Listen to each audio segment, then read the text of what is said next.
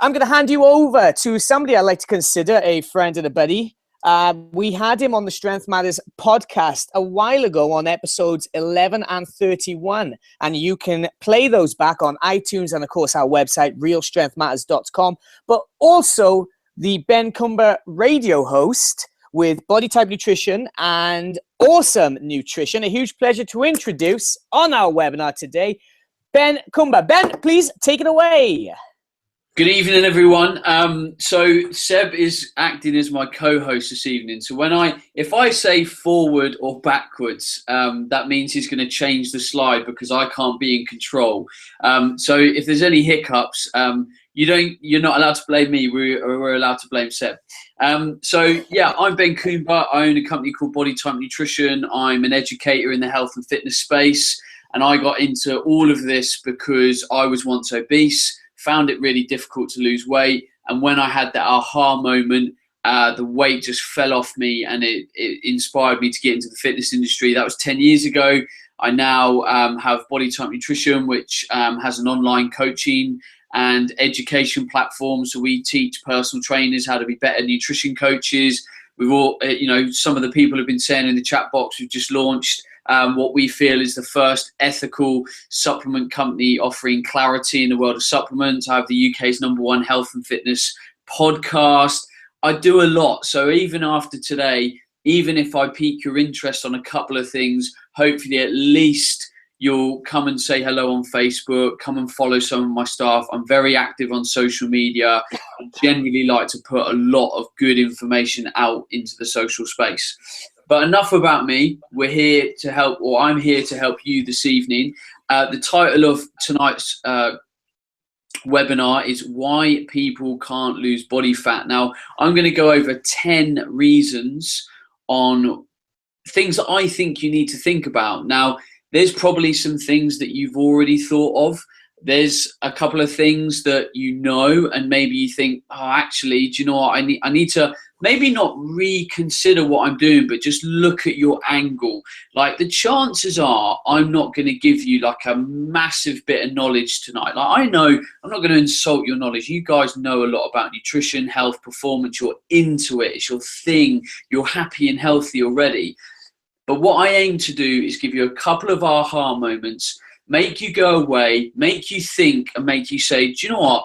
Yeah, I've taken something that I can then start to apply and evolve with my clients and look to work into my practice as a nutrition coach, whether you're a nutrition coach already, whether you just advise and give a bit of tips, maybe you give some tips out on social media to people that follow your work, maybe you're just here for your own self, just to kind of swat up and get some knowledge. Either way, you're going to learn something. So I'm going to aim to rattle off some stuff for about 20 to 30 minutes, and hopefully leave a good 10, 15, 20 minutes for Q&A, depending on how long you guys keep me on. So forward, Seb.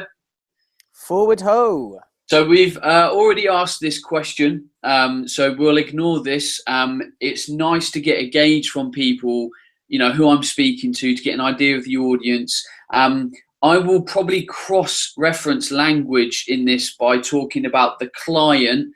If I talk a lot about the client, imagine that as someone that you might be coaching if you're a coach, or if I talk about the client and you're an individual here for your own knowledge, think of the client as yourself. Forward. Forward. So before we start, I know Seb got his chance to ask a question with, finding out whether you're a PTs and why you're here. I want to ask a question because at the end, when I start to sort of freestyle, or if, I start to go off on a few tangents, I want to try and tie these into my tangent. So tell me something. We'll take 2 minutes to put this in the chat box. What do you think holds you back right now? Tell me in the chat box. We're talking about fat loss. We're talking about health. We're talking about weight. We're talking about body composition. What holds you back, or what do you think holds your clients back? I want to know some of the problems that you face. I'm going to go over content tonight. Hopefully you'll learn something from some of my points, but also if I can pick up on some of the problems that you guys are personally having, then I can do you a better service. I can educate you to a greater degree. So just quickly, let's just take 15, 20 seconds each to type in some things. Okay, we're getting some stuff now ready. We're getting habits, lack of consistency, mindset, relationship with food, very good one. Discipline. Okay, discipline, we're going to cover that in a big way. Knowledge. Now, knowledge is obviously an easy fix. Here's a really good one, actually, being overloaded with information. Yeah, so perhaps we need to simplify things, which we're definitely going to cover. Patience is a good one. Eating crap, I think that's going to come into motivation, because I think a lot of trainers' views on motivation are actually misguided. Overeating, cravings. Reducing calories gradually, but still no weight loss, fat loss. Okay, that's kind of a situation that you're in. Sugar addiction. Oh yes, very common. A lot of people have a sweet tooth.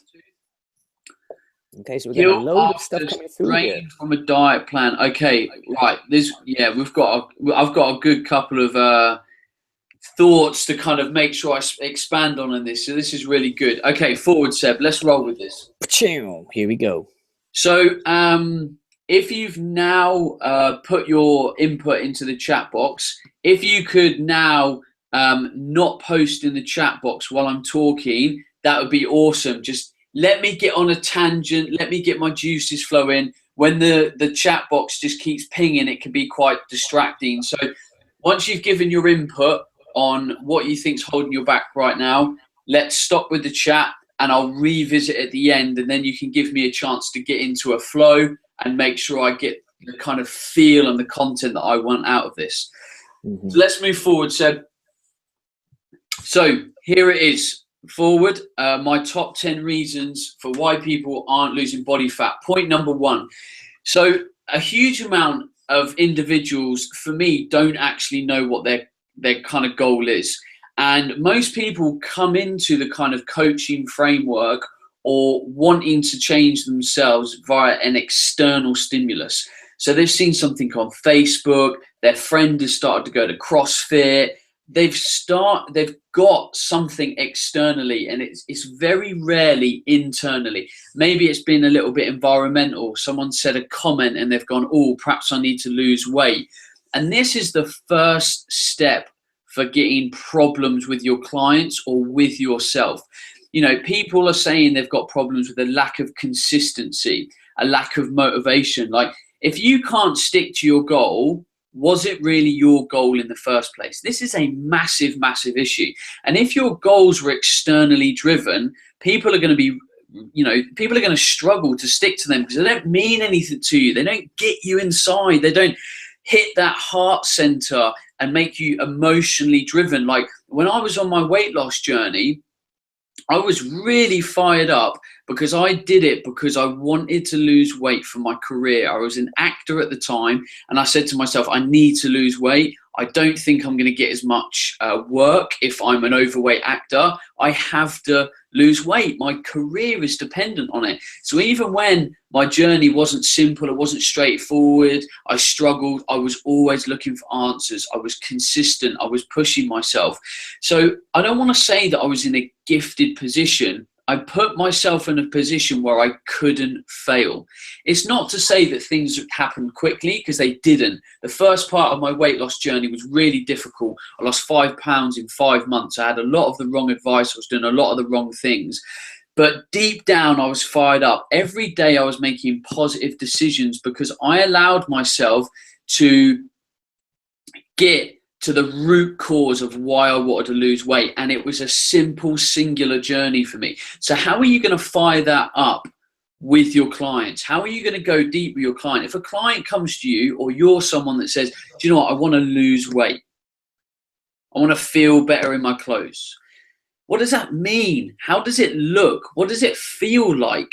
Can you get your clients to sit there and close their eyes and actually imagine and visualize that slim person? And then we're starting to already get into client psychology. If you sit a client down and go through this process with them and they can't do that, They don't believe in themselves. Now you've got a self-confidence problem. So by going through these different processes that we do with clients, we unwrap layers of the onion, and that's what we kind of need to do. And this is why, as a coach and as an individual, and it's already come up, we need to be patient. Not just patient with the journey as a whole, but really get into the root cause at the beginning of the journey. Because if we don't get the beginning of the journey right, we're not going to set off the tone. Everyone knows that once you get into a positive catch-22 environment, where you've got a little bit of weight loss, you're starting to feel good, you're starting to move in the direction that you want to go in, it all snowballs, right? You can see that things are working. You want to carry on. You want to do these positive steps. You want to keep making the changes that you're reading about or your trainer's telling you. So we've got to really get deep on what this stuff actually means. I will never work with a client long term and be happy that their goal is, oh, I just want to lose some weight. It doesn't mean anything. It's got no tangibles. What does it look like? We need to paint a picture. What does this look and feel like to them? You might be able to relate it back to running around in the garden with their kids, or being able to go back and play football again without their knees hurting, or being able to fit into those jeans that they had that when they were 25 and now they can't fit into them at 35 because they put on 3 stone. Like, we've got to unwrap this stuff. Once you unwrap it, you get it down on paper, you visualize it, you create images around it for the client. So I remember when I was on my weight loss journey, I had a picture of a Men's Health cover model, and I simply said to myself, if I look like that guy, I will get more work in my career. And that was enough for me, alongside the physical feelings that I was starting to get anyway from improved self-confidence, improved belief in myself. I was more comfortable in my skin. I was able to visualize and sense this stuff. I could see it on paper. I had this guy who had abs and everything. And it's not to say that looking at extremes is the right thing. Like, for many people, driving to an extreme might not be enough. Now, for me, I knew that if I looked like a cover model, I would get more work, purely because of the industry I'm in. If you're training a dad who's 35, he probably doesn't need or want or has the desire to actually push himself to where he is like a ripped cover model. He might do. Everyone's goal is different. But he might be happy to, just be slim again, maybe have a little bit of definition in his torso, etc. So we need to really paint this picture for the client. And for me, that's right from the off, before you do anything. And we can relate this to the physical training side of things. If you don't have a clear goal, a clear vision, and it's tangible, realistic, it's measurable, it's intelligent, then we're going to struggle to get to the end goal. Forward, Seb. Forward. So point number 2. Once you've got the goals outlined and you're starting to visualize this, we need to be really honest on what the reality of the situation is. We need to unpick every layer of this onion of the individual. So what's the age? What's the barriers? What's the background? What's the lifestyle habits? What is their potential as well? Does a client have a skewed view of where they can go? You might have a 50-year-old guy and he comes to you and say, I want to look like a cover model. I want to have as much muscle as this guy. Well, we know that that might be unattainable because it's a lot harder to build muscle when you're older, joints, training volume, etc. You might have someone that wants to compete in powerlifting and have a 250 kilo deadlift. There needs to be a certain amount of realism, because you've got to program this stuff for the client. And if you can't show the potential evolution of where the possibilities are, then you might be over promising and under-delivering on what you can do. The reason why we also need to be honest about the kind of emotional, environmental aspects of a journey is there might be some really key roadblocks that we need to uncover. So in all honesty, when working with a client, they might have a fear of stepping foot in the gym by themselves. Actually, a very common problem. When they're there with you getting the training, or you're with your friend in the gym, the confidence is there. They're in their gear, they're ready to go. But you ask them to do that themselves, there might be a real blocking factor. And instead of doing the session that you planned for them, they go in, do a little bit nervously on the cross trainer and then leave again because they don't have any confidence in that environment. They might not have any confidence in their home environment, and actually their family and friendship circle is holding back some of their kind of ability to kind of progress with this stuff. So you need to look at the current reality across the board: spiritual, mental, emotional, physical, nutritional. It is all mega important to understand, and this is why you need to take a really decent, detailed client assessment questionnaire so that you can get exactly to the root cause of all this stuff, so you can build a more strategic plan rather than here's a nutrition plan, here's a training plan, please go away and follow it, and 12 weeks later you'll look like this person. Just doesn't work like that. We're dealing with real people and coaching real situations. Forward, Seb. Number 3. Now we're starting to look at the environmental. So we put ourselves in situations where we let others ruin our plans, and sometimes we put ourselves in situations when we'll know we'll fail. So I know people that can't go out on a Friday night and not have 5-6 pints if their friends are having 5-6 pints. If you are that person that cannot control themselves in that environment, because we know that alcohol has an ongoing effect, like you might wake up the next day and feel groggy. You know, we know that pints of beer contain a lot of calories, and the chances are it might put you over and stop you from losing weight. We need to be careful of these situations. So I am a massive, massive fan of creating as much flexibility and ease in a diet as possible. This is why, if you know nothing about the theories of if it fits your macros, flexible dieting, you know, it's a very important topic, because we need to understand how we can include these things into our diets, lifestyles. If I can get a client or an individual to diet and still go out on a Friday night, still have a roast with their family on a Sunday, still meet up with the girls on a Wednesday night, then I am going to do that. But there is limits to this. We need to understand that sometimes when a goal needs to be met, a goal needs to be met. It's as simple as that. And sometimes you might have to pull rank with yourself or as the coach to say, do you know what? It would be a bad idea if you did this. It might be a bad idea if you go on that hen do. It might be a bad idea if you go out again because you went out last weekend. So sometimes we need to know when we can put ourselves into these situations, when we can't. I, for example, can happily stay up the club after my rugby match on a Saturday and have 2 to 3 pints, leave it there, go home, have a good meal, get some good sleep, and get up on Sunday feeling fresh as a daisy. I know plenty of other people that can't do that. They get influenced by the environment. They have to have more. They want more. They want alcohol because it makes them improve their self-confidence. So again, we need to be honest with the person, what they can and can't handle, and build a strategy around that. Onwards, Seb. Onwards, ho. Number 4, we don't set ourselves rules based on our weaknesses. So this is related to point number 3, but I want to talk more from a dietary perspective. Now, again, I'm very inclusive when it comes to nutrition. I don't want to restrict alcohol, chocolate, cookies, all this kind of stuff. Should it make up a large proportion of the diet? Hell no. It should make up 10 to 20% of the diet. But people have weaknesses. They say, but once you open some Pringles, once you pop, you can't stop. Well, for a lot of people, you can't stop. It's as simple as that.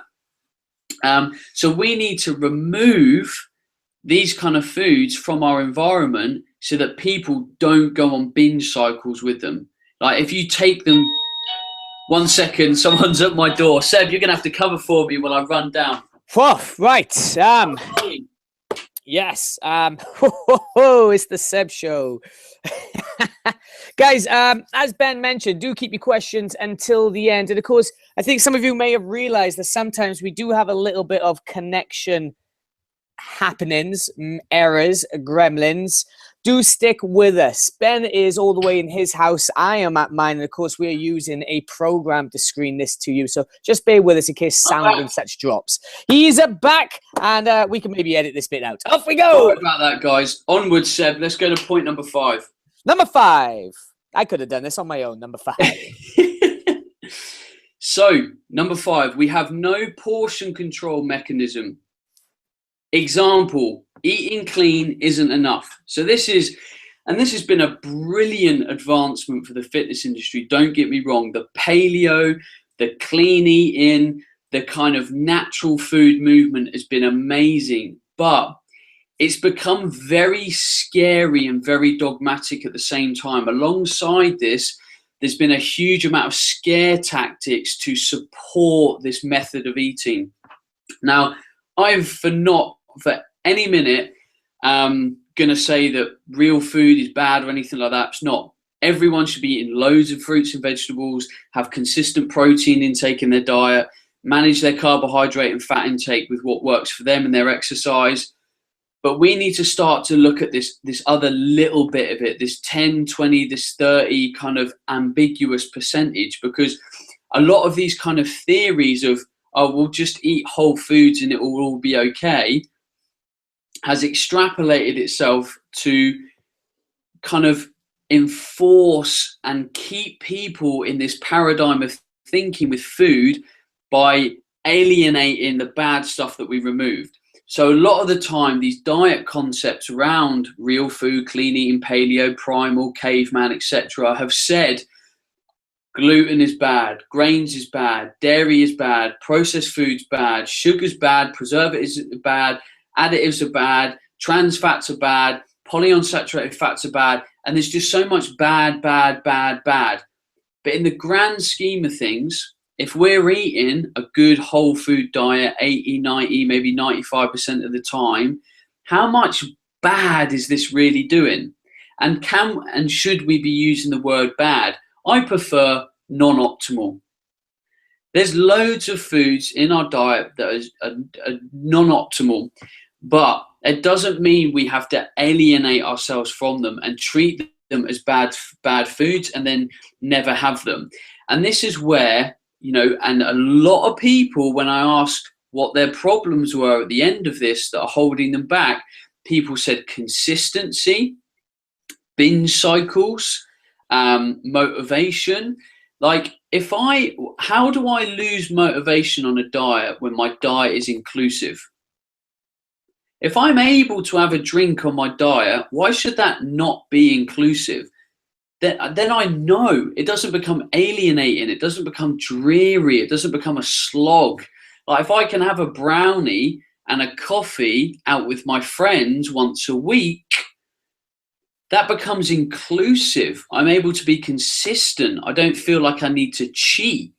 So we need portion control mechanisms in a diet. Whether you count calories or not, whether you go by fist portions, whether you try and go low carb so you manage your macronutrients that way, whatever you do, we need portion control elements so we know that when we stray outside the lines and we eat foods that we'll class as, non-optimal, it's all okay.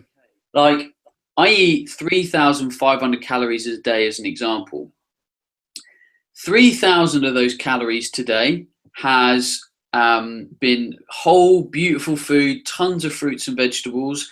I had a cherry bakewell in there, and I had a chocolate macaroon after my workout. So I finished my workout, I had a bit of chicken, a cherry bakewell, and a macaroon.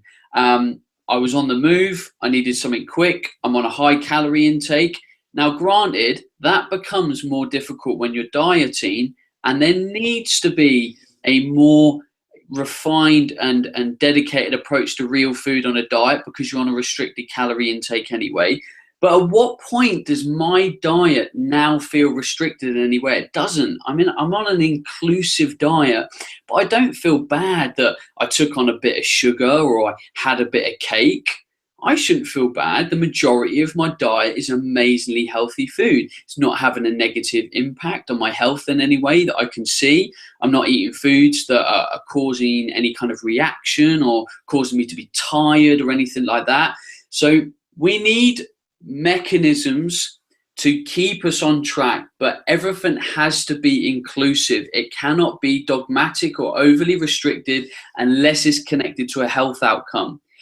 If I was finishing my workout and eating 2 gluten-containing apple pies, for example, and I was gluten intolerant, and eating that gluten was upsetting my progress and my health, etc., then it's a problem. This is now becoming something that is actually affecting health and progress. Then we can start to say, right, we need to avoid this stuff because of X, Y, and Z. And you have a very clear buy-in then because it's connected to health. So let's get some portion control. Let's make things flexible. Let's not make things overly dogmatic, and let's make dieting easy for people.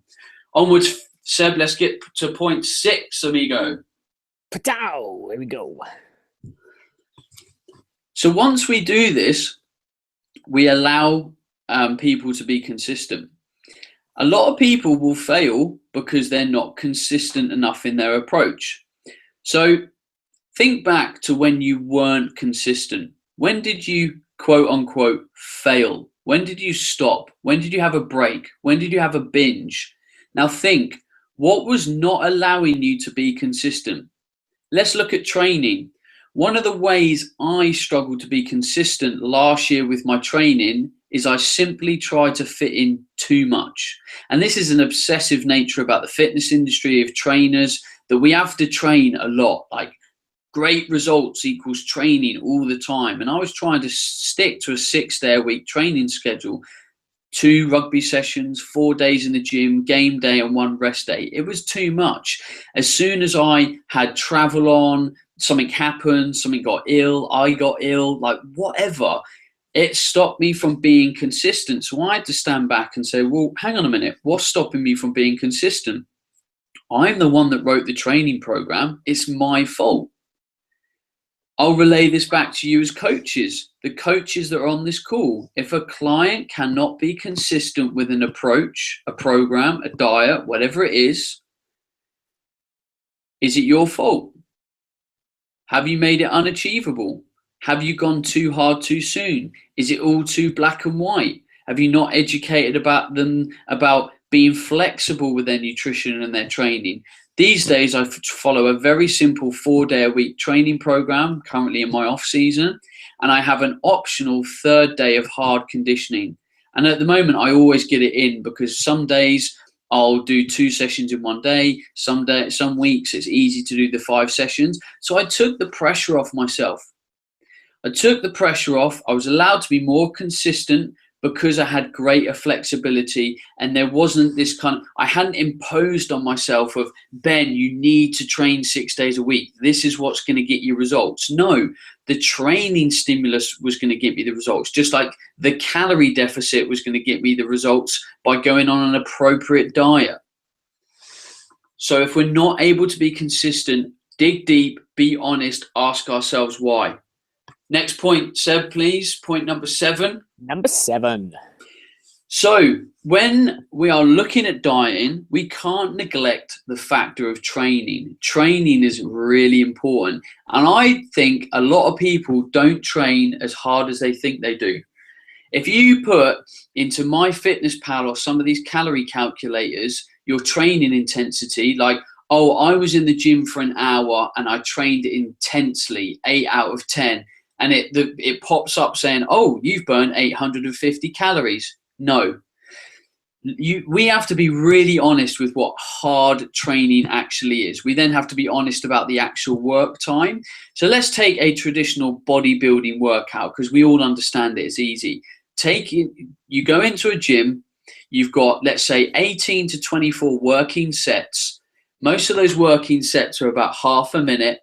So 18 times 30 gives us 9, bit of warm up, give or take. Let's say we're working for 12 to 14 minutes of actual hard work. So it's no longer an hour's worth of high intensity exercise. It's now 12 to 14 minutes of high intensity exercise. So again, it's about looking at the variables of what we are actually doing, because a lot of these data values that we're getting from the online space are not accurate. You go out on a run. How hard was your run? Oh, it was really hard. Well, was it? Are you just unfit? Were you actually able to push yourself? Do you know what heart rate zone you were training in? Okay, if you were training at 80% of your max heart rate for 40 minutes, yeah, granted, that's a fairly hard run. We're going to be able to calculate some accurate calories with that based on data that we have online and available. But if you're plodding along and you think it's hard work, you're going to underestimate things. And the reason why this is so important is because if someone's on a fat loss journey and you think you're in a class burning 800 calories when the reality is you're burning 350, that is going to massively hold back your fat loss potential, because you're miscalculating how hard you're actually training. So it's something to think about. Point number 8, please, Seb. Let's move forward. Number 8. Number 8. You don't use a mixture of training. The reason why I think this is important is because I think it keeps people challenged, mentally refreshed, and gives people mini goals. I am currently in my off season from rugby. I've been here for 6 weeks. I've got a bit left and I'm already itching to get back. I'm in the gym. I'm quite focused. I'm building, but I'm waiting for that next challenge. And this is, for me, what I love about sport. Sport, week on week, session on session, challenges me mentally and physically. I've got to think about my teammates, the dynamics, the next opponent, how I might change my game plan. That's why I love sport. So if we're just getting in the gym and doing the reps and doing the stuff, I mean, the way I've just packaged that, it sounds quite boring, to be honest. So how are we keeping things alive with ourselves and with our training? Do we need to work towards a tough mudder race? Do we need to do a competition? Do we need to do 2 weight sessions, a yoga session, a run and a HIIT session? Because if people are going into the gym day on day, week in week, doing the same old sessions, the same old type of reps, you can see how that gets boring. I would get bored of that. I need a challenge. I want to mix it up. I want to have variety. I want to look forward to going out on the road and pounding the streets on a Friday, but then doing a game of tennis with my friends on a Sunday and then being back in the gym on a Tuesday.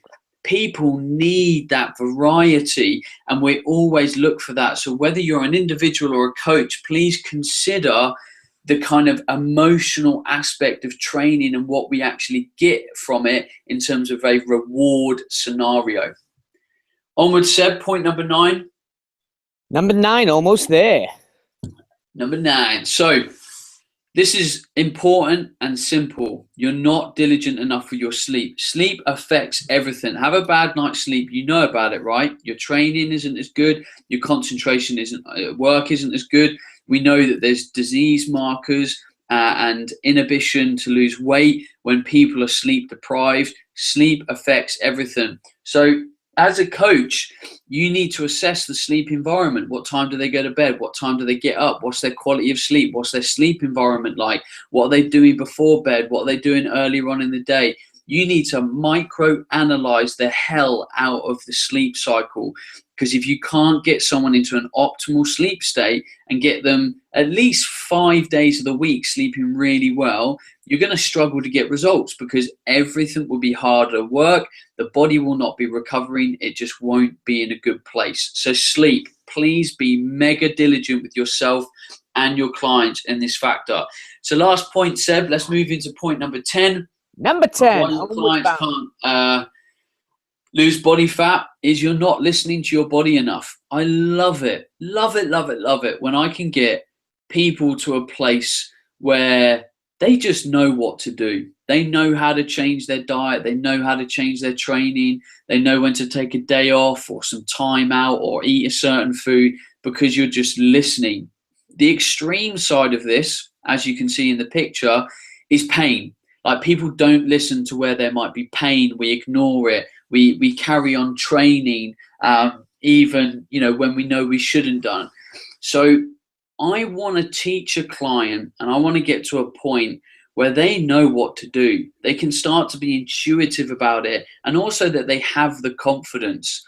I need to relay that once I get a client to a certain point in their knowledge, that they know and now have the confidence to move forward in a positive way. They know what to do. Because in this world of mass information all over the internet, people do get paralyzed with what is out there, what they should do. Is there something better?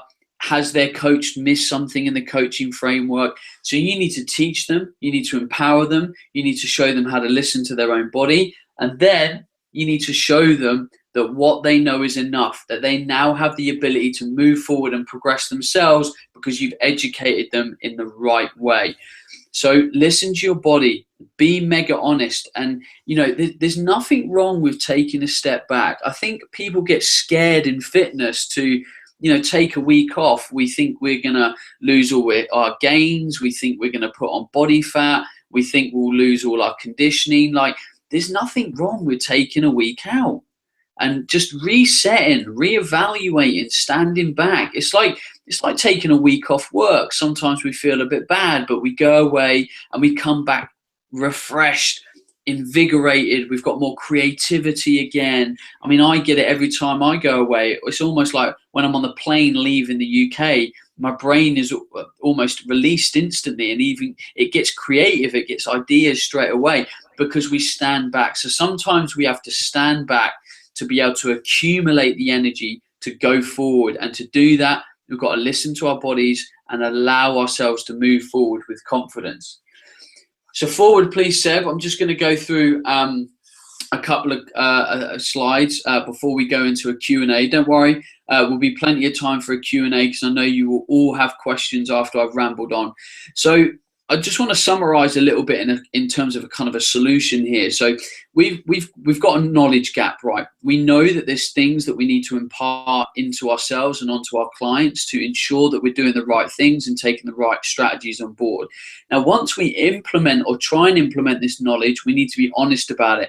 Where are we at? Where are we going? What are our goals? What's the reality of the situation? What's doable, both financially, mentally, career-wise, spiritually, environmentally, like all that stuff? We have to consider it because we have to make this work long term.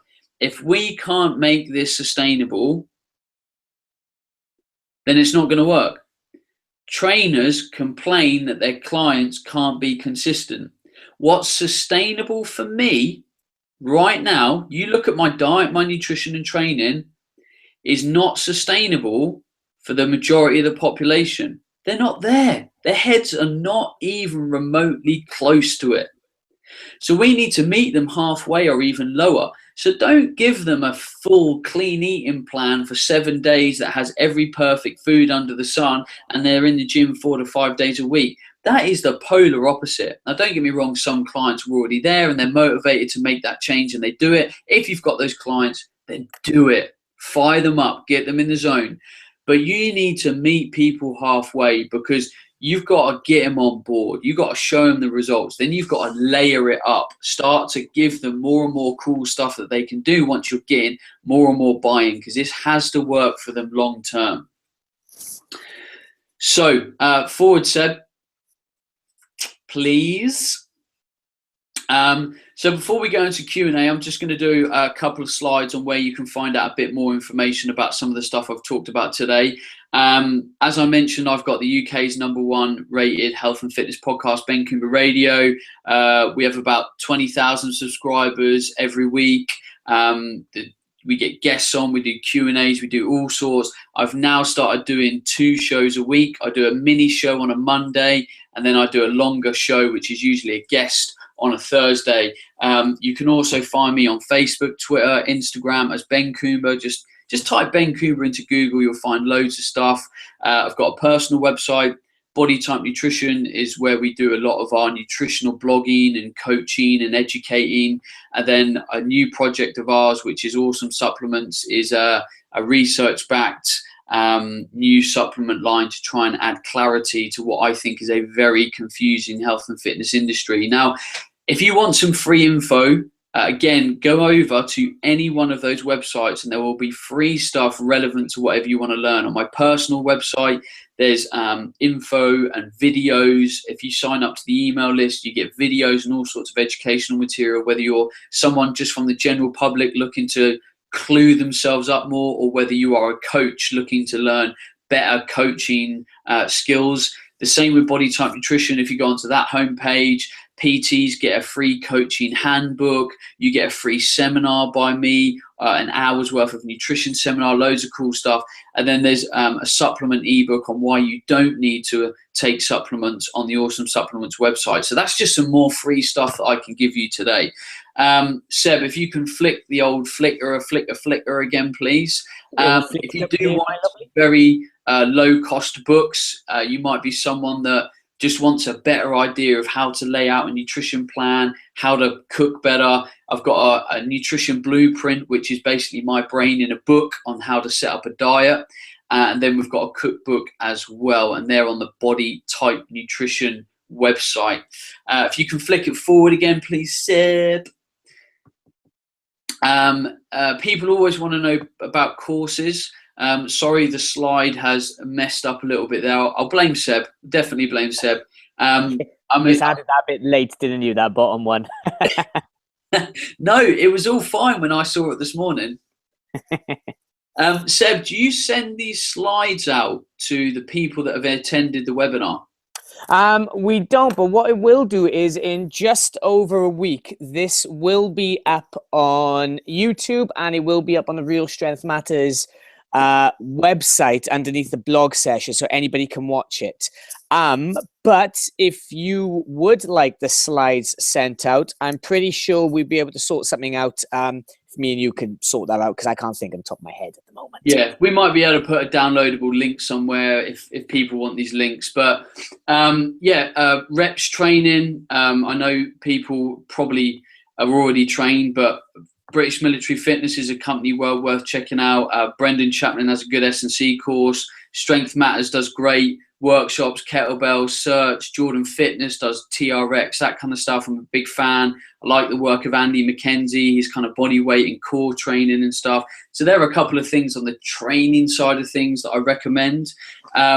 Seb, if you want to flick forward again, if people are keen to look at the nutrition side of things, I teach an online nutrition course along with lots of other great coaches, Lane Norton, Will Hawkins, Jesse Mundell, Simon Herbert, Alex Manos, Tom Bainbridge. I'm surrounded by great, intelligent people that help deliver our online nutrition course, which is fully interactive. We learn every week like this on a webinar. We're able to ask questions. There's a forum. You get a sexy folder in the post. You learn in-depth topics each week on everything you can think about. There's over 60 weeks of learning programmed into a year. It's a very knowledge-packed course. If you flick again, Seb, I think I've already covered this stuff, but it's split into 3 sections. So whether you're kind of beginner, an intermediate, or an advanced individual, we have different levels of our online nutrition course that you might want to check out. You can learn from home. I know there's people from America here. We've got students in America, Australia, Mexico, Brazil, all over the world. I know Strength Matters are very much a kind of global company, and they're doing great things in all areas of the internet. And at the end of it, you know, you can get insurance to be a nutrition coach. You can kind of practice. Now, I will say that's just in the UK. We always get questions from America and Australia, like, is your course insurable and stuff? Unfortunately, you just have to ask your insurance companies in the US or wherever you are, and actually ask them if they will cover what you're being taught on whatever nutrition course that you are taking. Seb, if we flick again for me. Oh, and if you do want to know, our foundation, which is the beginner level, starts August, 1st of August, and the intermediate kind of, it's very much practitioner and practical learning. That starts on the 1st of October. But if you jump on that list, it's that link, sorry, it's called the Body Type Nutrition Academy. You will find out an awful lot of information. Very, very cool year of teaching, depending on what level you go at. So I think that's the end, Seb. If you flick again, I think we've got an opportunity to go into some Q&A. Yes. There we go. So, guys, as you are typing in your messages, I will just remind you as well, of course, all the websites that Ben did mention where you can find out some great information and a hell of a lot of freebies.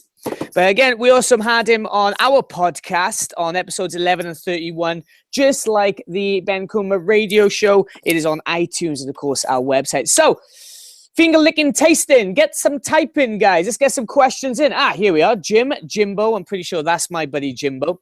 Here's a question. Is it a formula for failure to attempt a weight loss program at the same time you're preparing for a big performance event, i.e. a major powerlifting contest? So I think as a generalization, I'm going to say yes. But this depends on how much knowledge you have and how well you can periodize your approach. If you are very good at nutrition, you're very good at periodization, there's no reason, especially in a strength sport, that you couldn't really nice and slowly diet and go into a powerlifting meet. Like something like a powerlifting meet is very strength, centrally nervous system dominant in terms of its kind of energy requirements. Now, if you were going into a marathon, a bodybuilding competition, like these things that require a huge amount of energy and reserves, then that's going to be a different matter. So there's always going to be a potential trade-off. You're in a suboptimal nutritional state, and if you want to perform big, then you run the risk of not being able to perform at your peak potential because you're in a nutritional deficiency on many levels. So I think even if you do this, you have to go slow. The more extreme, the more pressure you put on the body, the less the body is going to be able to recover, and ultimately you do risk poorer performance. Mega stuff. We got some appreciations from Suzanne and Aaron. Thank you very much, guys. Of course, all the thank really does go towards Ben. But here's another question from Harriet. What's the optimal macro split? There isn't one. So my principle with nutrition is that protein is the first baseline. So let's say, I usually recommend that people are eating around 1 to 2 grams of protein per kilogram of body weight. Once we get to this, we can then start to build in, where that percentage lies for their exercise regime. So if you've got sedentary general population, 1 gram per kilogram is probably going to be fine. If you've got a bodybuilder, someone that trains really hard, an athlete, you're going to be up to probably about 2 grams per kilogram. So you set that as the baseline. And then second to that, you always want to focus on nutrition. How much fruits, how much vegetables, how much good stuff is getting in the diet. And then the macro split for fat and carbohydrates is determined by A, their energy demands. So do they have a hard training regime? Do they go through a lot of glucose and carbohydrate in their training? So then their carbohydrate needs to be high. And then also what makes them feel good. Does a low carb diet make them feel good? Moderate carb, high carb, and then that starts to be the ideal macro split for them. You then make that macronutrient split controlled in terms of portions / calories, depending on their goal, whether it's to lose weight, maintain weight, or gain weight, and then you have something that is perfect for them. Awesome. I did like your opening line there. There isn't one. Big fan of that. Okay, Siobhan, how do you deal with binge eating, and what should you do after you binge eat in relation to your nutrition and cardio? So, binge eating has a lot of areas that could be delved into. So, there's the mental, there's the emotional side of it. Like do people have a crutch with food? Are we associating ourselves with them? Are we using it as a form of punishment, indulgent, reward? Like there's a big psychological component here, and you might need to be prepared that you as a coach can't actually deal with this. But my first point of call with dealing with this is making a diet more flexible. Like, why has this individual felt from a basic nutritional level the need to binge? Like, so let's say you were my client. Am I restricting your diet so much in that, let's say you're not allowed cake? I'm not allowing you to eat cake because it's bad food. Now you've now got a desire to eat cake because I won't let you have it, and your diet or your regime is saying that you can't. And then when you have a moment of weakness, you're tired, you've had a bad day, your friend's eating cake, whatever it might be, you then think, oh, screw it, I'm going to have a mouthful, I'm going to have a slice, and then you have another slice, and then you think, oh, I've ruined my diet, and then you give up on your diet the next day, and then maybe the next day, and you think, well, I'll start again on Monday. And this is how these things start, because for me, we restrict ourselves too much. We're trying to be too perfect. So that's my first port of call. If that doesn't work, and I haven't taught people about the real value of food and what we can, really achieve with our diet by being a bit more inclusive, then I might go down the kind of emotional attachment to food, and whether I think I can kind of resolve that with the client or not, I might refer them out. But ultimately, the second part of your question was, if someone goes over on their calories, how do I fix it? Well, I'm going to have to adjust their nutritional intake on the consecutive or following days, for example, to account for that. Like if someone's on a diet and they go on a binge and consume an extra 1,000 calories, I have two options. I decide that screw it, we'll just start and carry on with our calorie deficit in our diet in 4 or 5 days time, or we look to remedy it and we do some extra exercise or do some further calorie restriction. Coolio. We've got plenty of questions coming in, but I just want to point out for you, Helen, I know you came in halfway through. This webinar will be online in over a week, okay? So bear with us and we'll let you all know either through Strength Matters or through Ben where you can find it. So Matthew, I know you got a double question, but I'm just going to do the first one if you don't mind, pal. A lot of the time, clients tend to not listen to advice you give them. Usually because they've heard somebody else in the industry or their friends tell them that they've achieved something by a method that conflicts with your own coaching. How can you work with somebody that doesn't take your advice? I don't. So I'm very honest with my clients. I'm very upfront. Like if someone comes to me to pay for my advice, if they don't trust my advice, they're wasting their money. They're wasting their money. They're wasting my time. And, obviously I package this in a very ear-friendly way. But if someone's going to not listen to me, then I don't want them to waste their time or their money. So I'm very honest with them. I sit them down and I say, look, we've got a problem here. You're not getting any results. And you're now coming to me saying that you would like improved results, and I'm giving you the advice that is going to help you get those results, but you're not following my advice. So let's look at the root cause of the problem. Is it me or is it you? I've given you the advice, but you choose to not follow it because your friend has said X or this guy has said Y.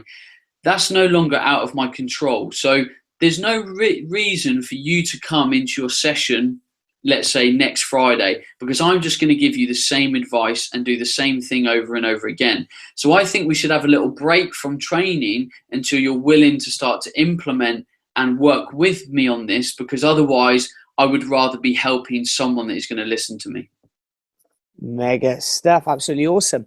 Martin is asking, where's that jumped? Here we go.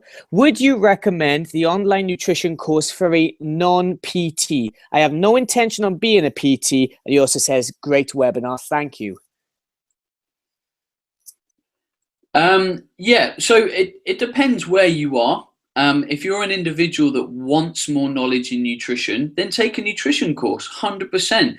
You're going to guarantee that the information is kind of, it's credible. You're being taught by good people, that the research is in line with what they're teaching. So yeah, we have probably about a 50-50 split, if I'm honest, in our nutrition course. We have 50% of people that are just there for themselves. They want to become really clued up on it. They might have been inspired through my work to take up nutrition and really kind of nail it and learn it for themselves. And then we've got 50 people that are there because it's kind of their job and, they're getting more clued up. So absolutely 100%.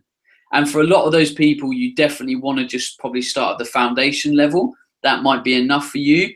You might progress into the practical, but the foundation will give you a real grounding in all basic areas of nutrition. Cool. Okay, we got one from Ruth, a little bit different than nutrition, and we'd like to see what you say to this, Ben, and maybe if you're happy enough, I can maybe join in the end. But Ruth, I'm a 26-year-old beginner at fitness, trying to lose body fat. Living in New York with high rent, junior low-paid job, and very, very little to no other cash. I feel like I need a PT, but the prices here are astronomical. Any tips on people in the US not charging $150 for a 30-minute session? I think this is obviously a little bit tough, but let's look at the reality of the situation. You don't have much money, so don't get a PT. You don't have much time, so you don't have much time for exercise. So for me, the perfect answer here is trying to find a way to exercise that's quick, efficient, and hopefully free. So you might do something like, I've just noticed in the comment section of this, a guy that's blowing up at the moment is Joe Wicks, the Lean in 15 guy.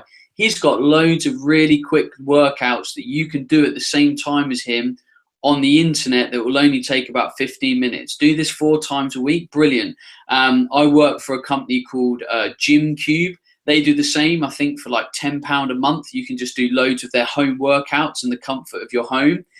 And then from a fat loss point of view, we're talking about exercise here, but the main role of fat loss is going to come from your diet. So start to look at your nutrition, start to be more intelligent, start to eat the right things, start to eat less, start to get more sleep. So I think, time and money isn't really an excuse, because I think there's so many different resources out there that you can use. My podcast, for example, episode 117, teaches you how to build a diet for free. It's an hour-long episode. It teaches you how to build a diet for free. Start to apply those principles. You might even want to buy my book, which is 20 quid. It's another blueprint for you to use. Start to do some home workouts. Start to get enough sleep. Start to drink more water. You're already 80% of the way there.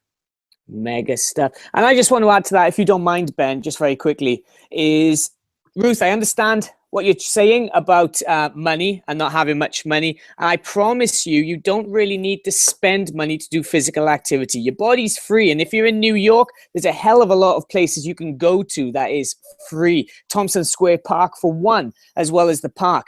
Get yourself a backpack, stick some weight in there, and just go for a lovely jaunty stroll. And I promise you, that's going to build strength and burn off a couple of pounds for you. All right, Adam, we got, from a general health point of view, hold on, jumping around. From a general health point of view, not weight, is it bad to smash a full liter of chocolate milk and chocolate croissants immediately after training? This is where I hit my treats and find I don't need them again for a while. Well, there's 2 answers to this question. The first part of the answer you've already answered for yourself. From a general point of view, is it optimal? No. Chocolate milk is pretty decent. It's milk with added sugar and chocolate powder, so I don't have a massive problem with that. Is a croissant ideal from a health perspective? No, it's not. We can all argue that. What would be better? Bananas, fruits, bread, except, whatever. We can argue what's ideal, but again, come back to my example. If the bulk of your diet, 80-90%, is all good food, and your 10-20% you want as chocolate milk, croissants, cookies, pizza, whatever it might be, then I think that's absolutely fine. And if that's when you like to have your kind of, your bad food, quote unquote, then I think that's absolutely cool. Mega stuff. We got a few more questions, Ben, if you're still good to go. Yeah, let's do another 5 minutes. Happy days. So, Harriet, can you recommend any companies that do intolerance testing? I'd prefer it on paper rather than experimenting by excluding food groups. I find it hard to read how I feel after certain foods. I think it's tough because I don't know what country you're in. There's a huge amount of inaccuracy between some of these tests and whether something is a true sensitivity or an allergy, and the type of test that you do, whether it's IgE, IgA, IgG, it then becomes complicated, and finding the answer can be a bit tricky. The best test at the moment seems to be something called an MRT, a media release test. Um, that seems to be, the kind of the best that we know. I still prefer an exclusion diet. I'm sorry. I think it teaches you a lot about your body. I think it's the most accurate way to go about things. You can also, if you want, find someone that does energy testing. It's not research proven. It's a bit woo-woo, but I'm a massive fan of it. Basically, you lie down on a couch. A practitioner puts pressure against your arm. She keeps testing for strength in your arm, and then she puts food on your stomach. Some foods you will stay strong. Some foods you will go weak. The foods where you go weak, it's hypothesizing that food is creating a negative reaction in the body. It's making it weaker. It doesn't like it. And that's another way to show food intolerances. And from a personal point of view, that's actually my favorite way to find out. But I'm not always the first to recommend it, because I know that, there's limited research on it. It's very anecdotal. But I think the body knows best. And I think if you test it and you see that there's an instant reaction to kind of things like, then I just think sometimes that is the gold standard. Cool, mega stuff. I think two more. I can see clearly two more questions been there for a while, and then we'll say our final goodbyes. But from Sam, what's your take on female contraception disrupting weight loss? I don't see it as a big problem. If you feel that your contraceptive medication is a problem and is making you have potentially erratic mood swings, it's making your period heavier or inconsistent, then really you need to talk to your doctor. But ultimately fat loss comes from being in a calorie deficit, being healthy, doing the right things by your health. And I think sometimes people blame hormones and potential hormonal related problems too easily to weight loss when they haven't really got deep with the basics of fat loss first. Cool. Okay. And the very last question from Lawrence. He says, off topic, I know, but how about clients that have a poor relationship with food, in brackets, females that don't eat enough? So I'll answer the question directly, because I think people that have a poor relationship with food, we've actually covered a lot already in tonight's webinar and Q&A. So looking at females that don't eat enough, you have to go through a process of gradual change, and you have to earn trust for me. So you have to go slow. You have to show them what the science of nutrition is. Like, these are the calories that fuel your body. Will you do what I'm advising you to do? And if you start to get fat, then we can stop and we can slow down, and we can take it one step at a time again. But if you go slow with a client, let's say I've got a client, she's eating 1,200 calories, she's not in a good place.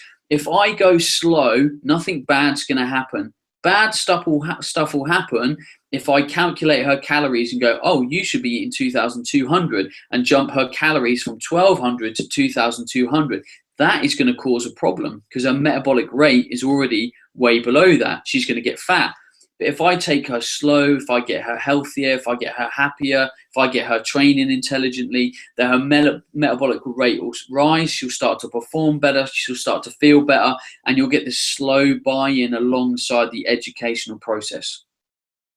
Absolutely mega. Ben, thank you so much for all that information. And guys and gals who attended, thank you so much for joining us and also being very loud and active.